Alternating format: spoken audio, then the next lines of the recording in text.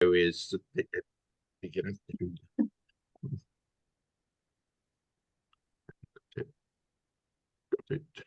right. Good morning, folks. Excuse me for a moment. I have a bit of a sore eye this morning, so bear with me for a moment or two. If I squinted one eye like that, it's not that I am being seductive. Right. Today, you have to bear with me, I'm afraid. The title I gave this was Education. What is it for and why do we need it? Well, this is going to bounce around a bit on some educational topics, but as it is such a large thing to speak of, I will only be skirting the surface of foresaid. Right. Why is education important? A very big question. The education we give, sorry about this, the education we give to our children in the state system is not fit for purpose. If you think back to what it was in the past, you remember that old joke of the 3 R's: reading, writing, and arithmetic. That was okay for the past, but this was when a lot of children of the state system ended up in shops and factories and other types of things. You had hairdressing, bricklaying, plumbing, electronics, all very much within the system. And surprisingly enough, just as I was about to leave my secondary education, you had the start of computing. Very, very, very small start, which had become enormous.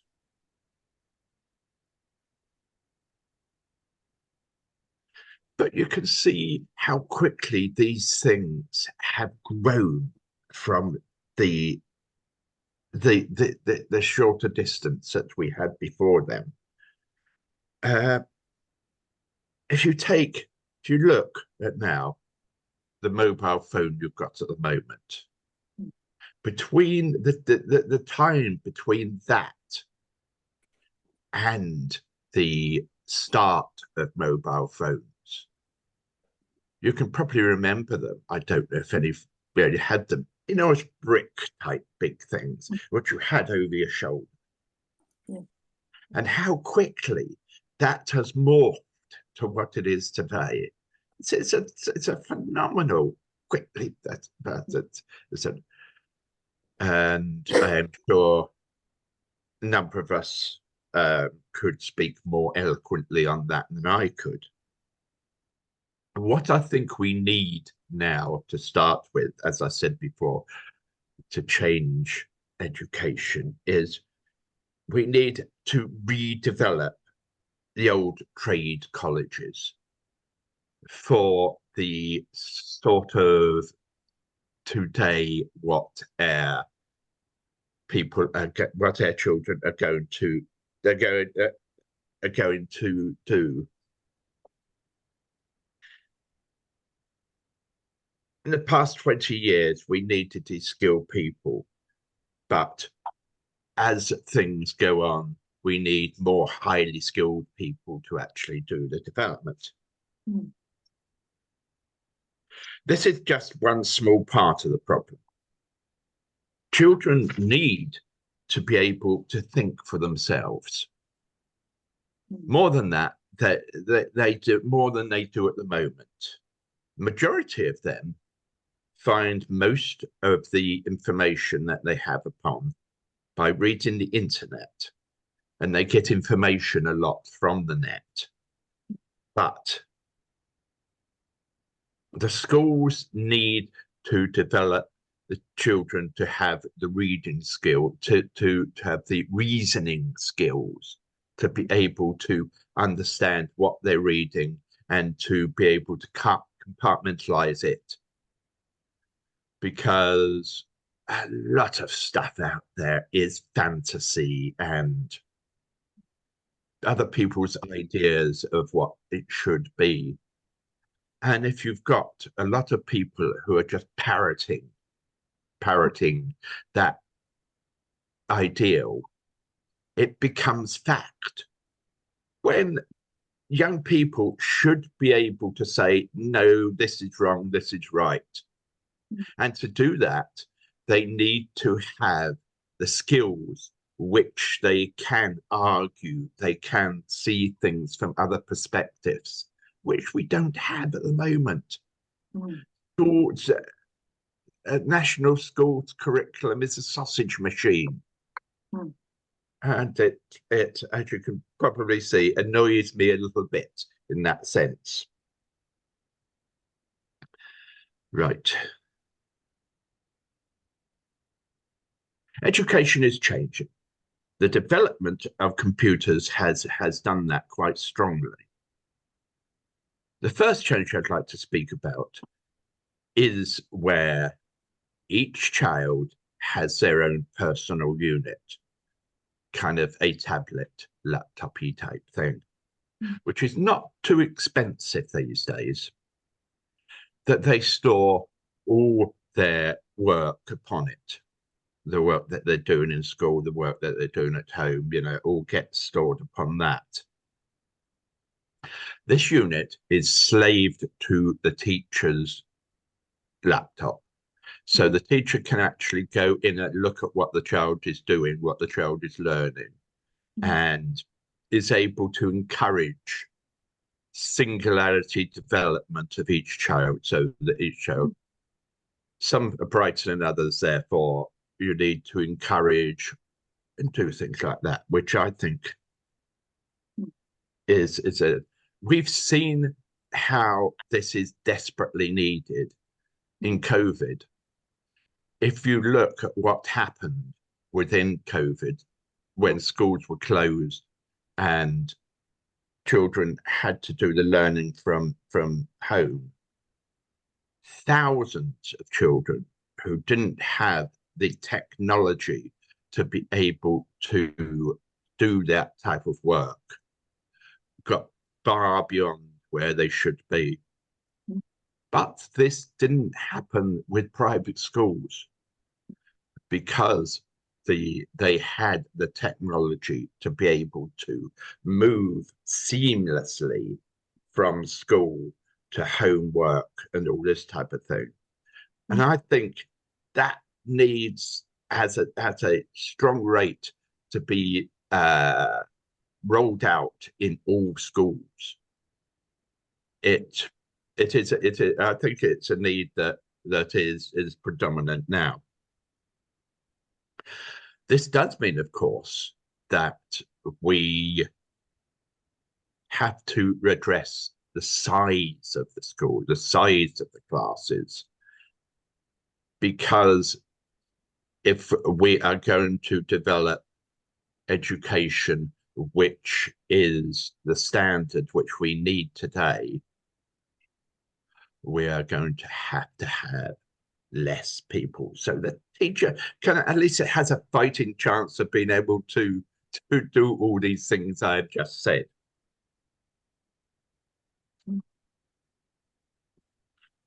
Also, we need a fuller curriculum. You go into schools today and the development of such things as music, art, drama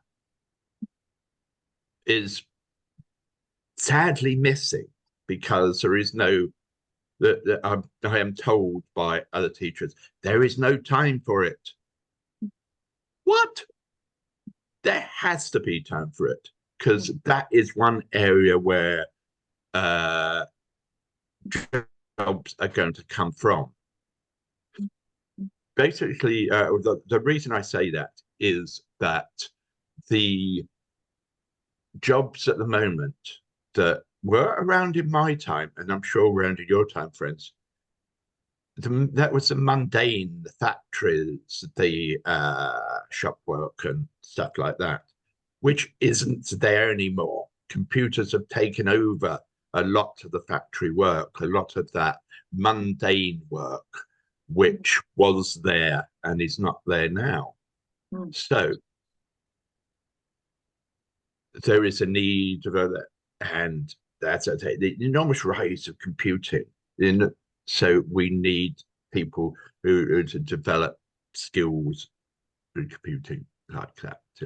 I could go into that a lot further because, as I say, that is areas which are so vast that if I started to carry on with that, I would spend the next hour doing just that one subject.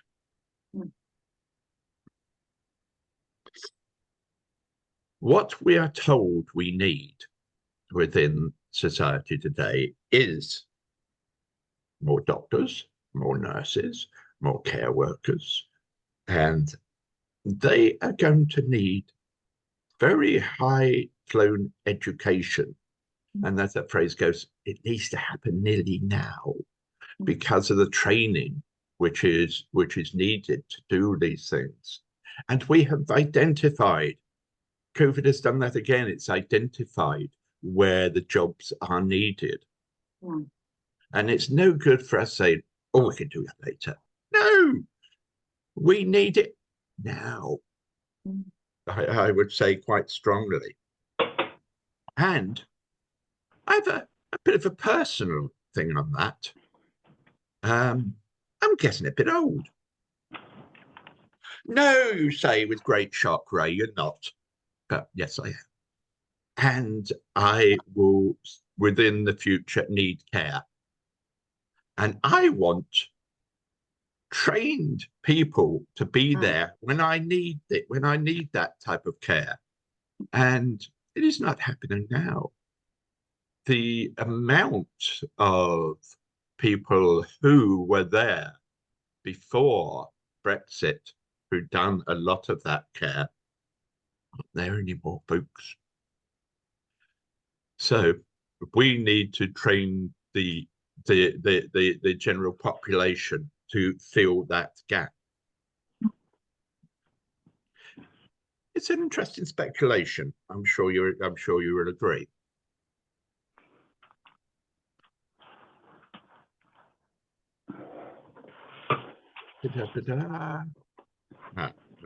Where were we? Sorry about this. All right, we lost your.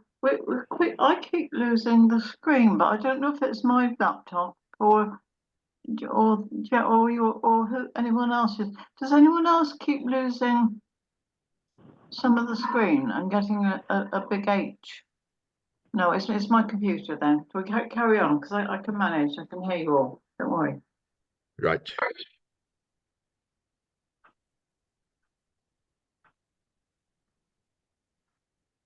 But if we develop this idea of jobs going and having to consider new jobs, this is also making some people panic.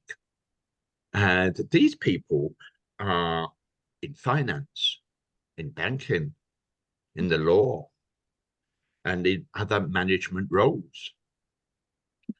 They are being superseded.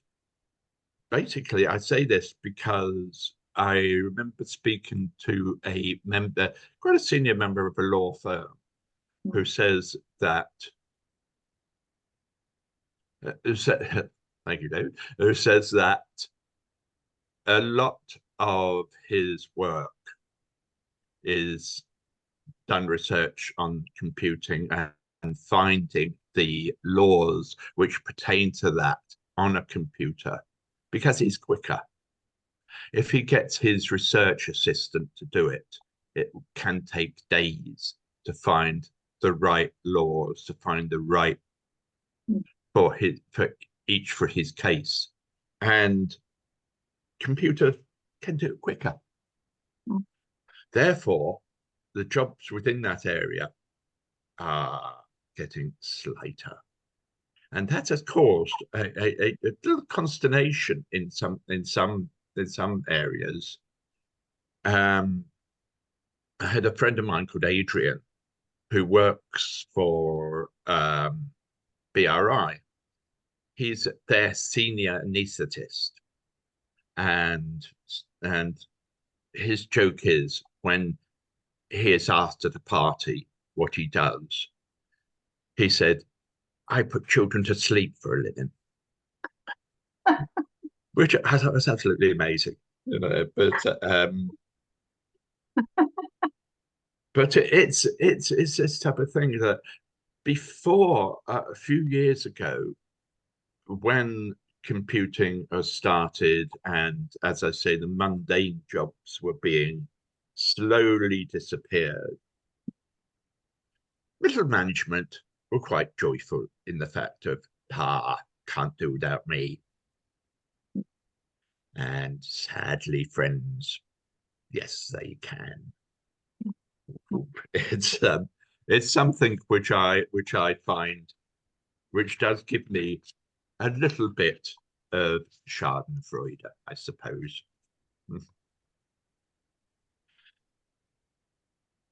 And you might think that here you might say, right, what's this got to do with education? Well, think back. I'm sure within a few moments you could know. Because society could go one of two ways. I know the way I'd like it to go, but I will emphasize a little bit on both things. At the moment, we have a rather small private elite which has taken on all the roles above here. If you consider, I want you to consider for the moment, High Court judges. They have there's a group of them who all went to private schools, your Eton, your Harrows, your Westminsters, type of thing like that, and on to Oxford. It is very rare at the moment to find a real High Court judge who went to a school in the East of London or something. Doesn't happen at the moment. That has also happened within the civil service. I don't mean the civil service where, small civil service jobs. No, these are the high flowing ones. These are the Sir Humphreys, who also, again, come from a quite an elite bunch.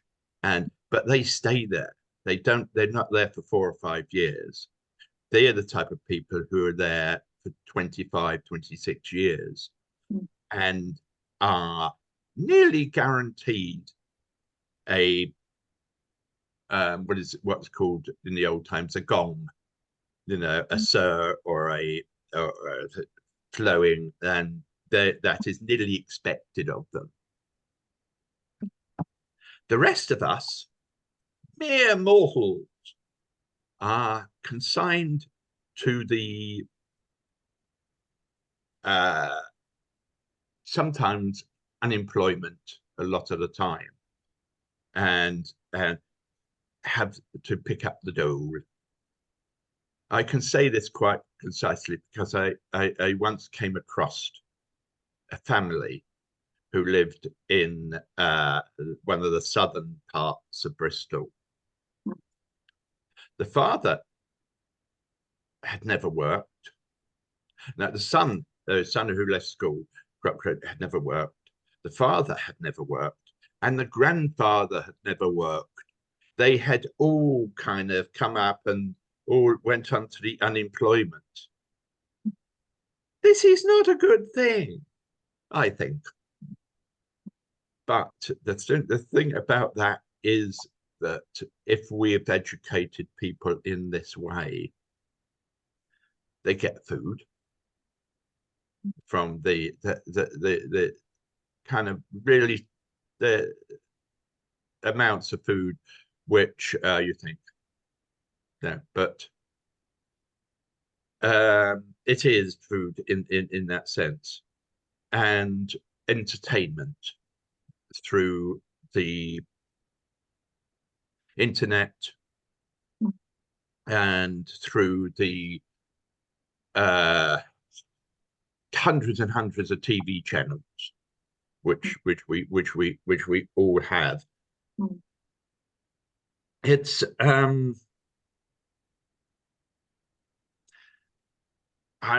I think that this is a nearly great lump of people who aren't being registered. They're being told, go off and do this. We give you an amount of money, not too much, but just enough for you to live on, and entertainment for you to spend your days on. Watch watch the football. I don't like football. I say that quietly because I know there are millions who do, and there you go. That is me. But if I'm just checking the time to see I'm not vastly rambling on and leaving a lot of time at the end. Going back to universities. Universities should be a place where you have lifelong learning. At the moment, you have vast amounts of people going to university and get degrees. Thousands and thousands of people. Where do all these people find employment? What happens to them? Will you need as someone rather jokingly once said, will you need to have a degree to get a job at Sainsbury's? But if you take away all the mundane work that Sainsbury's used to do, where do you put the people? But this is an interesting thing, because when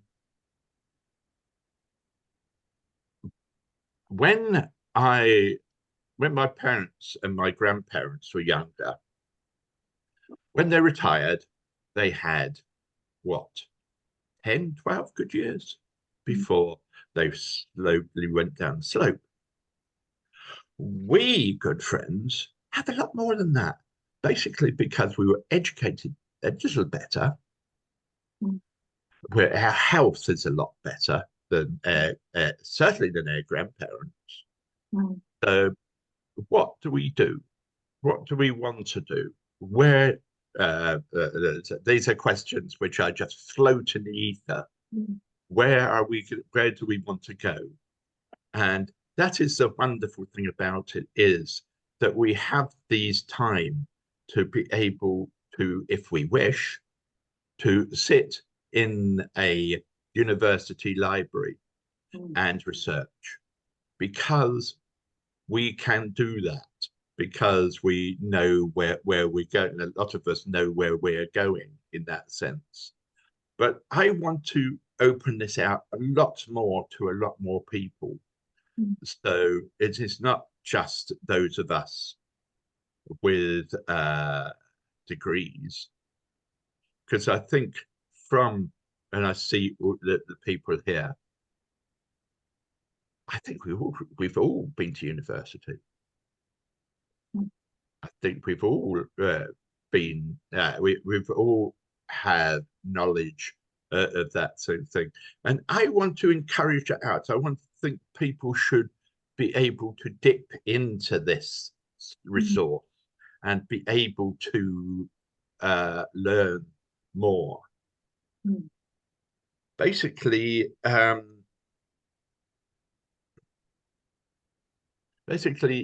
that is one of the big things I think we need to do. We need to be more because all these plain jobs which have now gone, we need to develop what we want from life. And I think there's no reason why we can't give people in jobs such as musician, actor, development within the whole education music series as well, you know, because if you look at a stage nowadays, it's not your Victorian type of come on and sing a song type of thing, you know. It's complex. There is enormous light staging. There's enormous theatre prop type thing, you know. And this is a whole industry which is being developed for to do that, and you need highly technical people to do it. Therefore, you need nearly university type people to develop that type of thing. You know, think what could be developed at the place which is just down the road from me, which is the Young Vic, the training school for actors, the Old Vic theatre school, which is, you know, what, 10 minutes from where I live. And the development of that could be quite amazing if they were funded right, because we need that type of thing, because that is where everything. But also where we're going is with greater computer skills, with greater development of this whole area of computing, which is coming in very fast. I would like to actually say a few things about that, because if you train a computer to do a job, it can train others to do it, because you only have to tell it once and it goes, off it goes to train other computers. But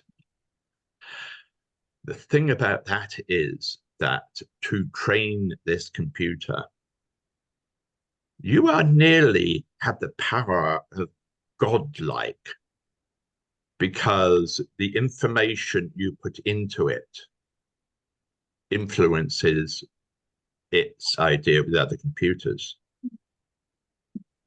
If you train said computer with a strong right-wing bias, can you all see where I'm coming from? It has certain dodgy things that can happen, which I think we need to police the development of that so quite strongly, because, you know, I don't want a Donald Trump in my in my lounge. Thank you very much. But I'm going to leave a little time for people to go, but Ray, you never said this and all that lot. But before I do that, my last little bit is what I saw. I was listening to a discussion about education a little while ago, and what these people want, some of these people wanted, was for state schools to be funded at some level by different corporations, by banking, by retail, and by other things like that. I agree with you, Angela. Yes, I agree with you wholeheartedly. You know, because you have a state school which is funded by McDonald's, it's slightly doesn't bear thinking about really in that respect, because where do you get the slants to that? And it has as I say again, it has a whole talk which could go on about that type of thing, because it's such a vast area of how we finance that education. But I don't think as a society and as a government, we are doing anything near enough within state schools to to uh, to be able to encourage them to have a productive and more a intellectual understanding of all that which is going on at the moment. And if we are a society that does that, and as a Quaker, I think we should, where I think we should have honesty within education. It's not happening at the moment. It's not, it is not good. Mm. And I know I will be occasionally frowned at for saying what I say is what I think is my last point on that is that if friends, Quaker friends, are very interested in education and in the development of the education, they should actually seriously think about private education within Quakers. I have always said it is not a good idea and have been poo-pooed occasionally, especially at the yearly meeting when I had addressed this. And, well, I agree with that, said one woman. I really do agree with that. But I had such a nice time at my school. You go. And that is wait a minute, have we got to? Yes, we got to there. And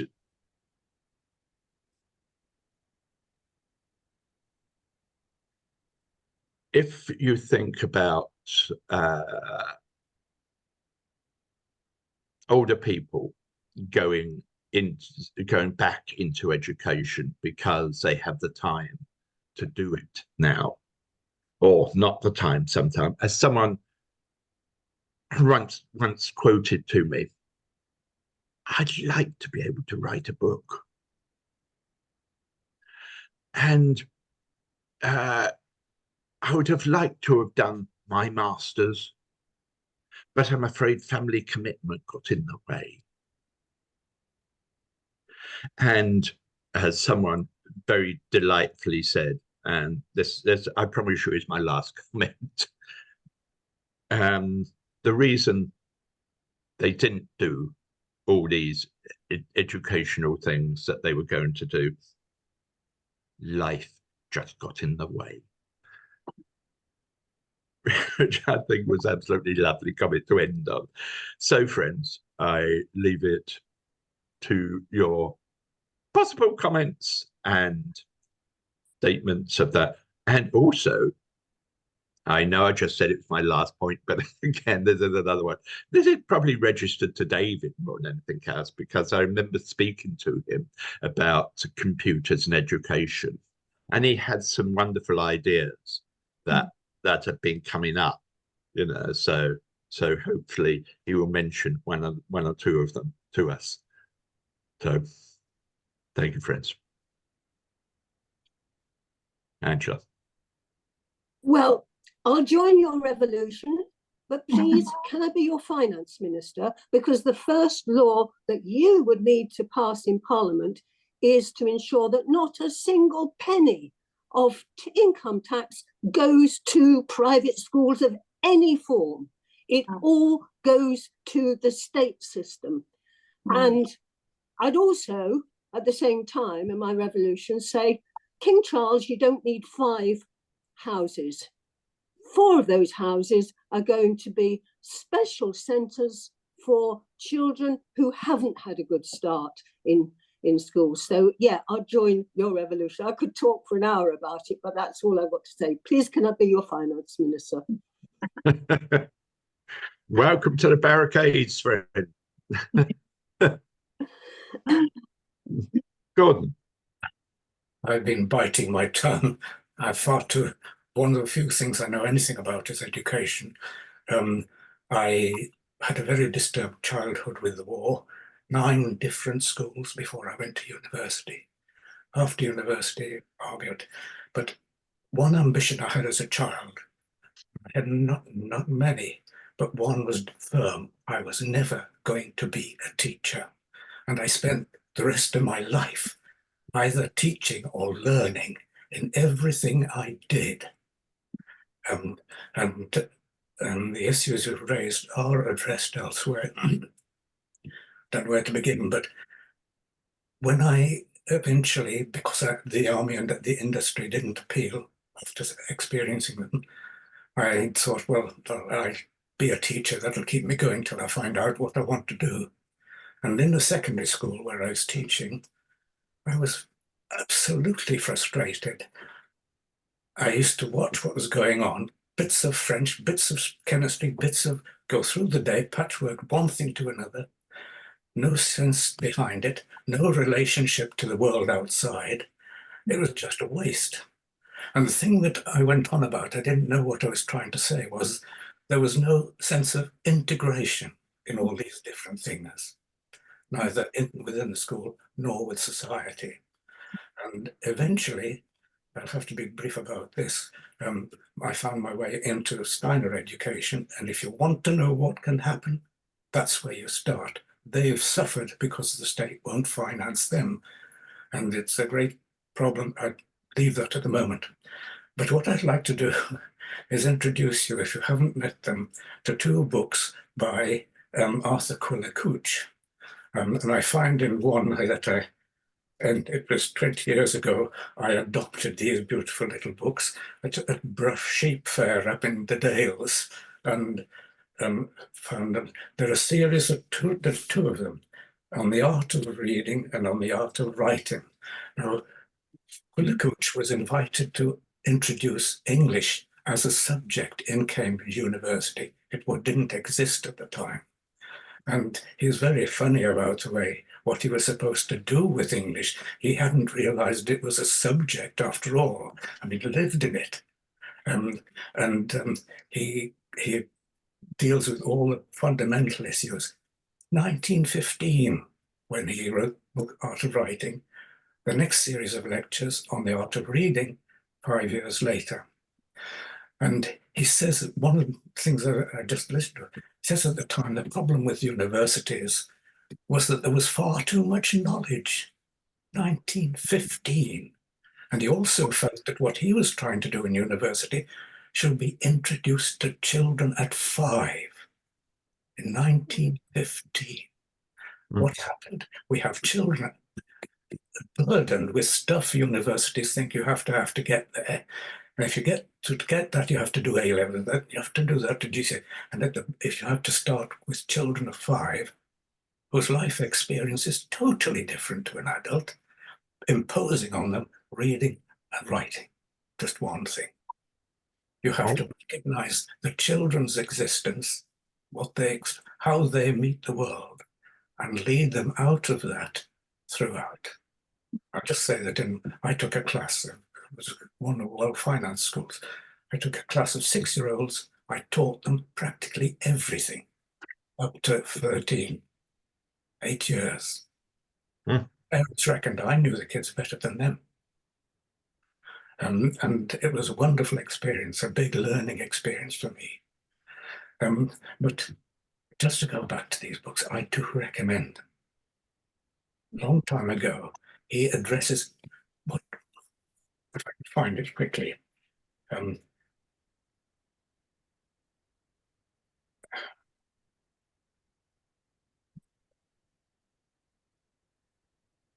Lovely books. Just one thing. The real battle for English lies in our elementary schools and in the training of our elementary teachers. And the elementary teacher, whatever his individual gifts, will work under a yoke imposed on him by Whitehall. I devoutly trust that Whitehall will make the use easy and adaptable, while insisting that the chariot should be drawn. And I begin and end on the text I found in the last lecture. A liberal education is not an appendage to be purchased by a few, but humanism is rather a quality which can and should condition all our teaching. And he begins his lectures. I'll just leave them to you. They're two of the wisest books. The language is, very formal, but very, very well styled. And every time I look in there, there's something new I haven't seen before. And just as an aside, have you all heard about the youngest professor at Cambridge, Jason Arday, who couldn't talk until he was 11, and who didn't learn to write and read for years later, and at 37 is the youngest professor in education, of course, at Cambridge. It's the one thing that comes throughout that is that he seems to have depended very much on the quality of the teacher and the teacher's relationship to him. I felt concluded at the end of my time at Stone Schools, it didn't matter a bit what you taught. You could teach parrot diseases, but provided that you were enthusiastic about it and could convey that relationship with the teacher and the student was far more important than anything you find in a book or on the computer. Sorry, you can see it's something that burns me up still after all this time. These wonderful books. Yeah. We are passionate about education. I think a lot of us in that, but it should be used for the right purposes and not for political parties, organizations to get their point across. The idea of education is to encourage, to open the mind of those who are willing to allow this amazing world of education to transport them to different areas, and I say that as people, but from very small children we're speaking of, really right up to adults of my age, who, because you never stop learning, you never stop learning different things which come to you. And if there's something which I encourage everybody to do it. And my brother over Christmas said I was becoming quite a bore when I said this, and it was that as we grow and become adults, we lose the sense of the wonder of life, of things. That's amazing. And we become jaded. And I want us to get to hold on to that bit of wonder, that bit of imagination. But I think education, well, I disagree with Gordon, because I was working at UWE when the building I worked in was sold to the Steiner School. I do not think that the same teacher for 5 to 13 is appropriate. I think education in our society in the 21st century is so complex that you need to have a teacher similar to me. I was a specialist and I was a head teacher of an infant and nursery school in Hackney, and completely diverse community. And I was able to call on interpreters, for instance. We had a little boy who was Hungarian, and he used to collect his school dinner. He would walk 2 steps forward and one back. So clearly this was a child who had special needs, and there were special schools in the ILEA. The chemist queen destroyed the ILEA, but that's another subject. The chemist queen was prime minister. It's my nickname for her. So we were able to get an interpreter from the Hungarian embassy, a sociologist specialist who could explain to the parents what the choices were for this one little boy who clearly had special needs. They wanted the parents initially wanted to keep the school in my school, because we did offer really good support. There was no less than 13 different community languages spoken in my little school of 200 pupils. Now, that Marion Rosen had different specialisms. She was also an excellent head teacher.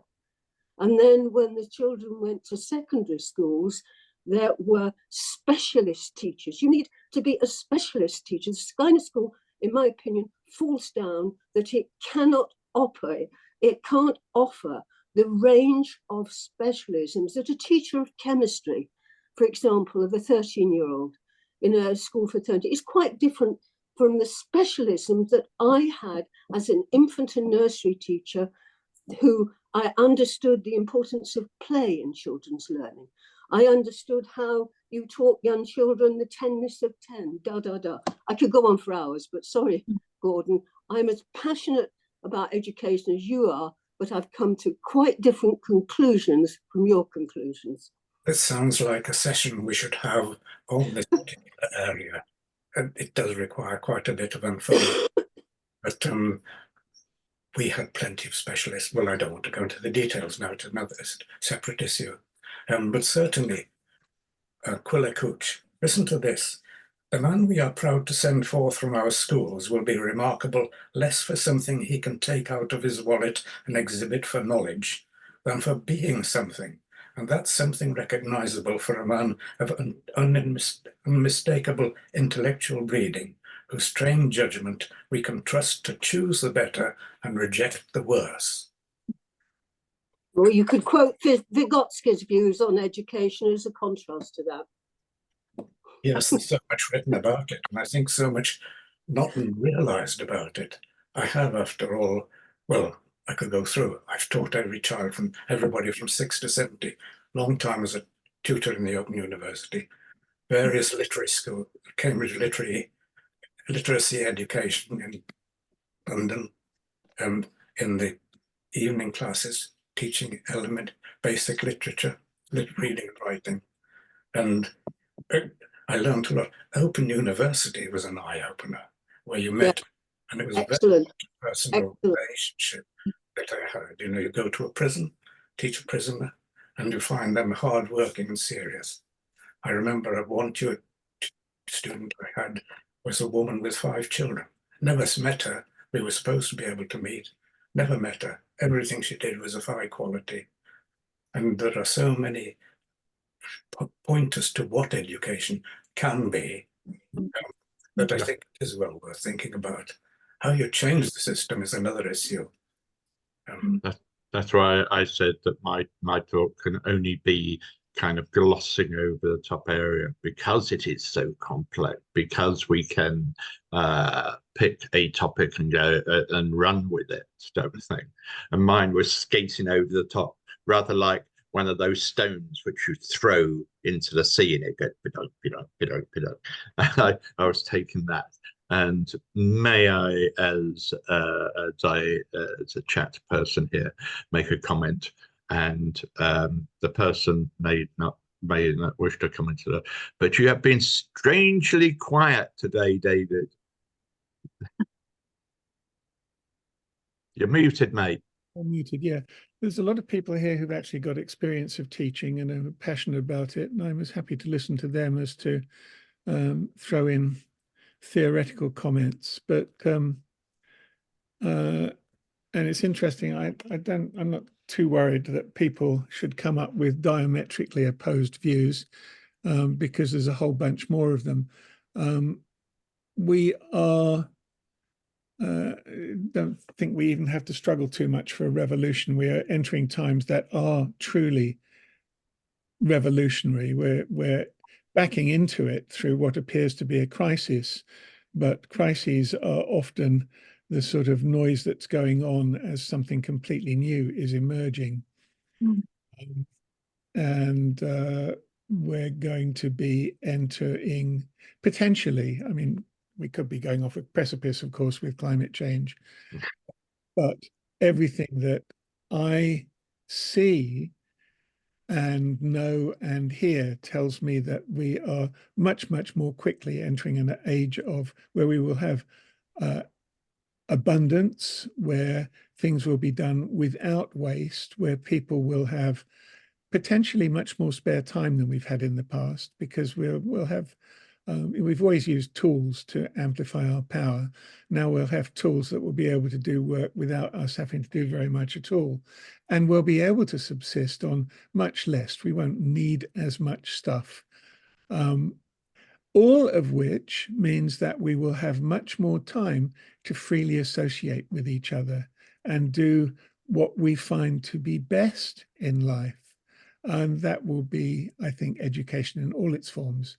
But, you know, there are school systems where they regard the best possible education being to not force children to go to school at all until they're 11 or 12, where you play. Or at the very least, you're playing in a forest school. And there's a wonderful school in Russia called the Tikos School, led by an academician, where the children develop the courses and teach the courses themselves in groups. And they do one subject at a time, quote, until it's finished. And then they do another subject. Because they can do the whole high school curriculum in 2 or 3 years, they then sort of putz around doing university level courses until they're old enough to go to university. And so it shows, and this is children being social amongst themselves, learning amongst themselves. They built the school themselves even, you know, so this is what's possible in the world. And quite clearly, the system that we've got in most of our countries, and certainly in this country, just does not focus on developing our full potential. You know, Frederick the Great introduced schooling because he couldn't persuade farmers' sons to go to war because they thought it was silly. So children had to be taught to, you know, they had to be denaturized to the point where they would obey instructions and then could be used to go to war. Well, if schooling was introduced in order to get children to fight and kill, ultimately, then, you know, we know the system is fundamentally flawed, and we should be focusing, you know, from here on in, this should be about developing at every level of life, developing our full potential. And perhaps the word school will disappear from the lexicon. Be perfectly happy for that to happen. I mean, it's wonderful what dedicated, inspired teachers can accomplish with children inside this system. But, you know, there's room to explore beyond it. And, you know, I happen to be a bit of a techie nerd, and I could say something that people will not necessarily agree with, but with artificial intelligence, children will That's have... never stopped you before, David. We're developing technology that has access to all of humanity's knowledge, and which can talk about it and introduce it conversationally, you know. So, you know, hey Siri, tell me something inspiring. What have you got for me today, Siri, or whatever? That's one level of it. But if children are doing this in groups, and the sum total of human knowledge and experience is available as an adjunct to their own curiosity and playfulness, then you'll have a generation of wonderfully educated kids, if only you can get parents to love the kids properly so that they're not traumatized as they grow up. Yeah, now you are sailing upon areas of controversy, even that I think do go along differing routes of where we want children to go. But personally, I think school is a place where they socialize. You socialize the child by sending him or her to school. It is a prime thing of that. I think as you say, they need to learn to play. They need to learn to get on together, to have friends, and to know that that they can fall out with people and still be their friend. You can be Freddie's friend tomorrow and not like George, and then a little while later George becomes your best mate type of thing. But one thing which I would say, and I would kind of quite vehemently defend this, is that I was taught to read at 4 years old, and I have never stopped not reading. Now, I've always lots of books over there, which parts of it are read and parts of it type of thing like that. And I have an endearing passion about reading and about encouraging that joy in children of a book, whether it is, I would prefer the book with the pages in it. Let me get it, but with pages in it. That is my thing. But I would also encourage reading online, ebooks and things like that. If that is what your thing is, then that is where you go. That is encourage the child's imagination, because that's where I think that's where you start. Imagination, they can go anywhere, and every child has an imagination. Every child can. Do you know anybody who doesn't like being read to? Because I don't. Sorry about that, rambling on again. But yes, computing, David, I think I agree with you, David. Computing is going to go a lot further, take us into a lot of different realms. And that is before we go into the quirky world of quantum computing.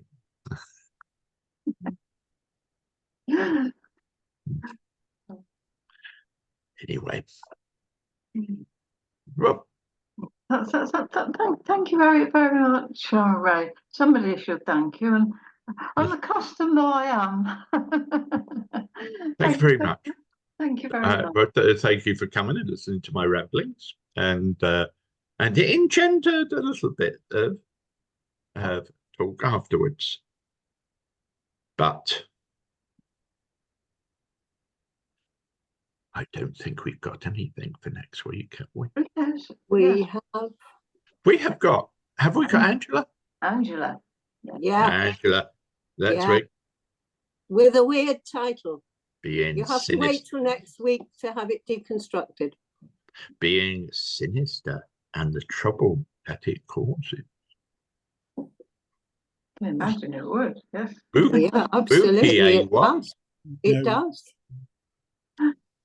Right. Well, Dane friends, and it is sunny outside Yes. at the moment. So go forth and have a good day. Thank you. Goodbye. Thank you very much. Thank you. Thank you.